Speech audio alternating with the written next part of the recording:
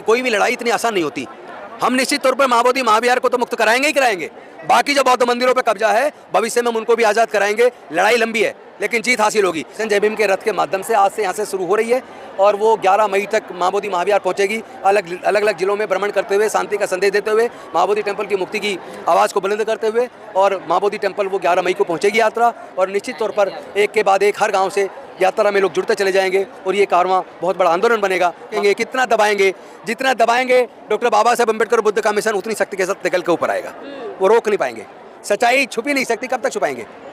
जीत ultimately सच्चाई की होगी और सच्चाई ये है कि भारत बौद्ध में था, भारत बौद्ध में बनेगा। बनना ही है, भारत ही नहीं पूरी दुनिया को बौद्ध में बनना है। जिस तरह चारों तरफ नफरत है, जिस तरह यूक्रेन रूस के अंदर युद्ध चल रहा है, फिलिस्तीन और हमास के बीच में युद्ध चल रहा है, इजराइल के बीच, तो इसी तरह के युद्ध सीरिया के अंदर, लेबनान के अंदर कई जगह हुए, अफगानिस्तान में, इराक में। ऐसे समय में केवल युद्ध की जरूरत नहीं है, शांति की जरूरत, और शांति तथागत बुद्ध के धम्म में है।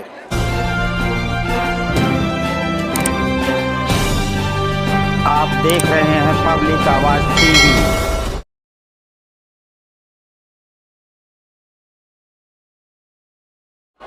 जय भीम साथियों, मैं सुमन बौद्ध और आप देख रहे हैं SB Live 85। इस वक्त हम हैं दलित प्रेरणा स्थल पर। जी हाँ, जैसा आपको पता है 14 अप्रैल को एक ऐसे मसीहा का जन्म हुआ था जिन्होंने भारत का संविधान रचा।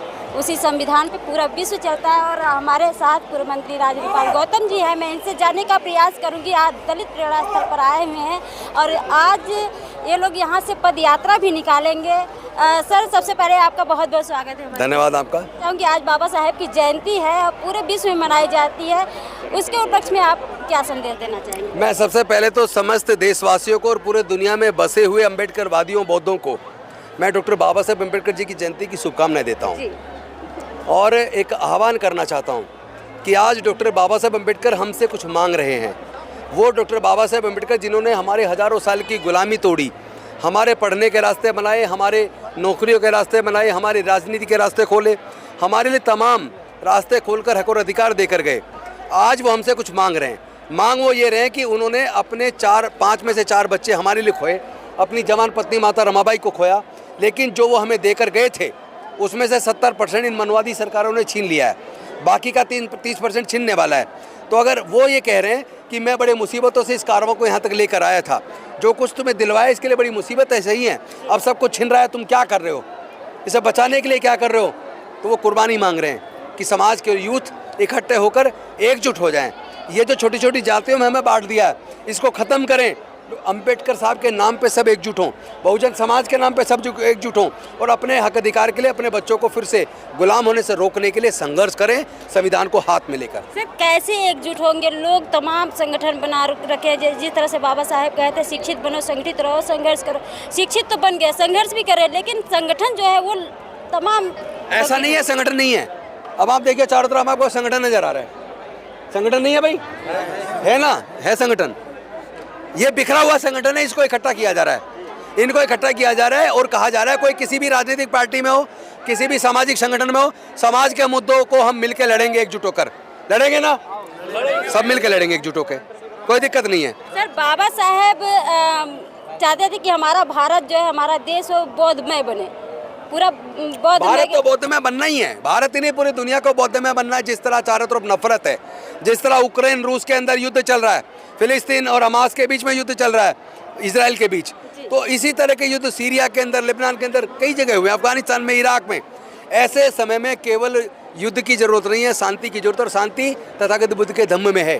क्योंकि दुनिया को शांति और मानवता का संदेश तथागत बुद्ध के धम्म से गया है और बाकी सब आप देख रहे हैं, अल्टीमेटली तो बुद्ध प्रिवेल करेंगे। आज पूरे दुनिया में जिस तेज़ी से बौद्ध धर्म बढ़ रहा है, वो अपनी विशेषता की वजह से बढ़ रहा है, किसी लालच में या किसी धमकी से नहीं बढ़ रहा है, बल्कि बुद्धिज़्म की जो विशेषताएं हैं, जिसमें लोगों को कष्ट से दूर रहने का जो मुक्ति का मार्ग दिया है, शांति का मार्ग दिया है, समता, स्वतंत्रता, बंधुता, न्याय, प्रज्ञाशील, करुणा और मैत्री का मार्ग दिया है, उस मार्ग की खोज में पूरे देश के लोग, विभिन्न धर्मों के लोग धीरे धीरे बुद्ध की तरफ आ रहे हैं। सर, सवाल लेना चाहूँगी, जिस तरह से बोध गया में जो महाबोधि महाविहार मुक्ति आंदोलन चला, लगभग 70 दिन होने वाले हैं, उस पर आप क्या कहना चाहेंगे? आप गए भी वहाँ पर थे और 2-3 बार जा पहुँच चुके हैं और आज भी यहाँ से आप लोग पद यात्रा निकालेंगे, क्या कहना चाहेंगे? नहीं, मैं समझता हूँ कि कोई भी लड़ाई इतनी आसान नहीं होती। हम निश्चित तौर पर महाबोधि महाविहार को तो मुक्त कराएंगे ही कराएंगे। बाकी जो बौद्ध मंदिरों पे कब्जा है, भविष्य में हम उनको भी आज़ाद कराएंगे। लड़ाई लंबी है लेकिन जीत हासिल होगी। अब आप हम एग्जाम्पल तो हमारे सामने डॉक्टर बाबा साहब अम्बेडकर हैं। बचपन से संघर्ष करते करते, बचपन से 1991 में पैदा हुए और 1891 में पैदा हुए और 1894 से उनका संघर्ष शुरू हुआ और वो संघर्ष 1956 तक जारी रहा। उनके जाने के बाद हम लोग संघर्ष कर रहे हैं। तो इस संघर्ष की राह है, इसी के अंदर सफलता मिलेगी, मिली भी है। बहुत सारी सफलताएं इसी संघर्ष से मिली है और आने वाले समय की भी सफलताएं इसी संघर्ष से मिलेंगी। आप वहाँ पर गए थे टेम्पल में, वहाँ पर जो 5 पांडव बताए गए थे, वहाँ पर आप 5 पांडव नहीं, पंचवर्गीय भिक्खु हैं। वो पंचवर्गीय भिक्खु वो हैं जो तथागत बुद्ध के साथ ज्ञान की खोज में उनके साथ समाधि लेकर बैठे हुए थे, जिन्होंने उनके साथ कठोर तपस्या की और बाद में उन्हें लगा यार कुछ नहीं मिल रहा तो वो वहाँ से सारनाथ चले गए। लेकिन बुद्ध तपस्या में लीन रहे और लंबे तप के बाद उनको बोधि प्राप्त हुई, ज्ञान प्राप्त हुआ बौद्ध गया के अंदर। और वहाँ से उन्होंने सोचा मैं ज्ञान किसको दूँ, तो उनको पता लगा कि उनको वो जो शिष्य ज्ञान की तलाश में उनके साथ थे वो सारनाथ चले गए। तो तथागत बुद्ध सारनाथ गए। सारनाथ जाकर उन्होंने सबसे पहला जो उपदेश अपना उन पंचवर्गीय भिक्खुओं को दिया। तो उन पंचवर्गीय भिक्खुओं की जो स्टैचू है वो तथागत बुद्ध के साथ उस मंदिर में, जिसको वो लोग 5 पांडव कह के पुकार रहे हैं। आप वहाँ पर दिखाए भी थे, उसके ऊपर बवाल भी हुआ था। उसके बाद जो है कि वहाँ पर मोबाइल ले जाना भी बंद कर दिया कि कोई बात नहीं, वो कितना सच को रोकेंगे, कितना दबाएंगे, जितना दबाएंगे डॉक्टर बाबा साहब अम्बेडकर बुद्ध का मिशन उतनी शक्ति के साथ निकल के ऊपर आएगा। वो रोक नहीं पाएंगे, सच्चाई छुपी नहीं सकती, कब तक छुपाएंगे। जीत अल्टीमेटली सच्चाई की होगी और सच्चाई ये है कि भारत बौद्ध में था, भारत बौद्ध में बनेगा।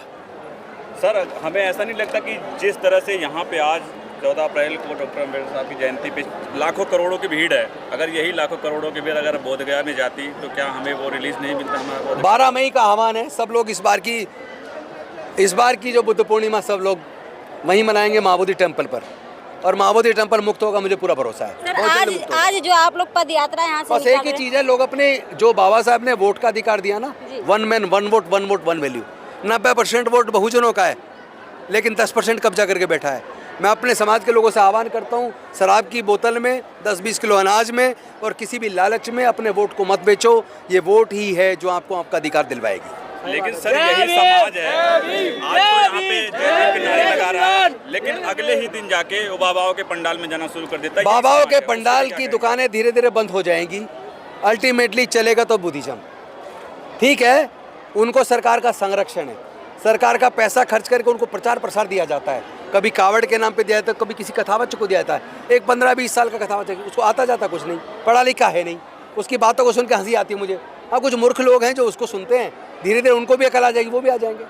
सर, एक तरफ तो अभी इसको बढ़ा चढ़ा के और बताया जा रहा है कि वो हिंदू गांव बसाने में तैयार हैं। हमें नहीं चाहिए हिंदू गांव, हमें हिंदू गांव नहीं चाहिए। फिर तो दक्षिणी दिशा में दलित अलग होंगे, फिर उनके पढ़ने पर बंदिश होगी, सार्वजनिक कुएं से पानी नहीं ले पाएंगे।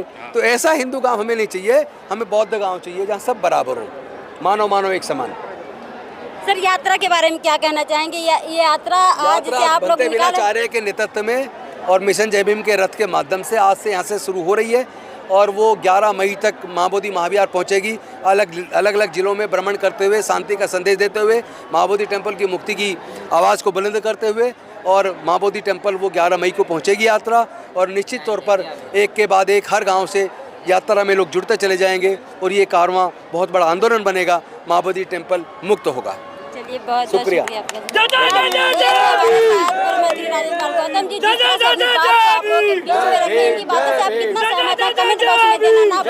मैं